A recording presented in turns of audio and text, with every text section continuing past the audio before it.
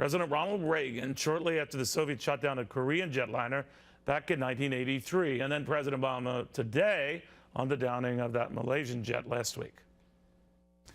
This was the Soviet Union against the world and the moral precepts which guide human relations among people everywhere. It was an act of barbarism, born of a society which wantonly disregards individual rights and the value of human life and seeks constantly to expand and dominate other nations. Now's the time for President Putin and Russia to pivot away from the strategy that they've been taking and get serious about trying to resolve hostilities within Ukraine in a way that respects Ukraine's sovereignty and respects the right of the Ukrainian people to make their own decisions about their own lives. All right. Do you notice a difference? Historian Jane Hampton Cook certainly does. What is it, Jane? Passion. Ronald Reagan had passion, and he was a student of the Soviet Union. He had really studied and read up on them and really understood who he was dealing with. And he used terms like barbaric, savagery. He used the term massacre 3 times in that speech.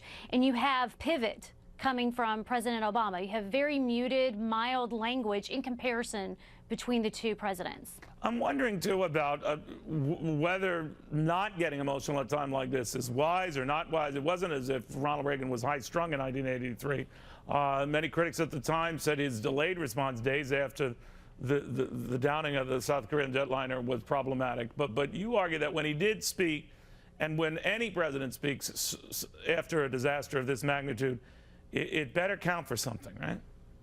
Well, it should count for something because the American people are listening and they're questioning and they're looking for some guidance here. And back in 1983, we didn't have the preponderance of 24/7 news coverage, so the news cycle was different back then. But you know, today we also don't know what's going on behind the scenes. Is some of this milder language because of what may be going on negotiation-wise? You know, we did not know, and the American people didn't know in '83 that Reagan had just corresponded through letters with the Soviet premier, and they were going to agree to talk privately.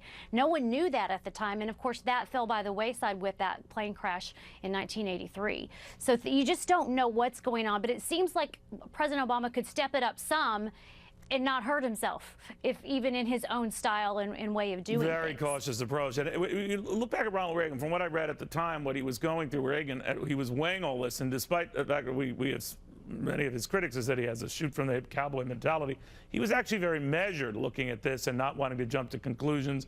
But when it became very clear what happened and how it happened and why it happened, then he was ready to go.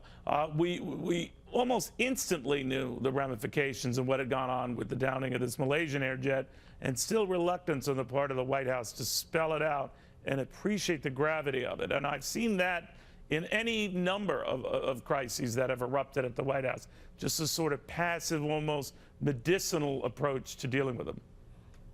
Well, that's true. And one question to ask is, what is the end game here for President Obama with Russia?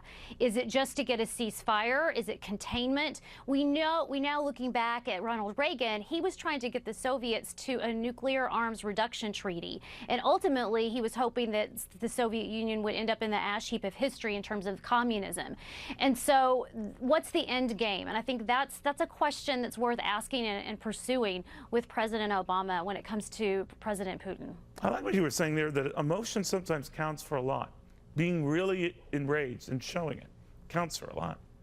That's right, it does. It shows passion and care. It shows care.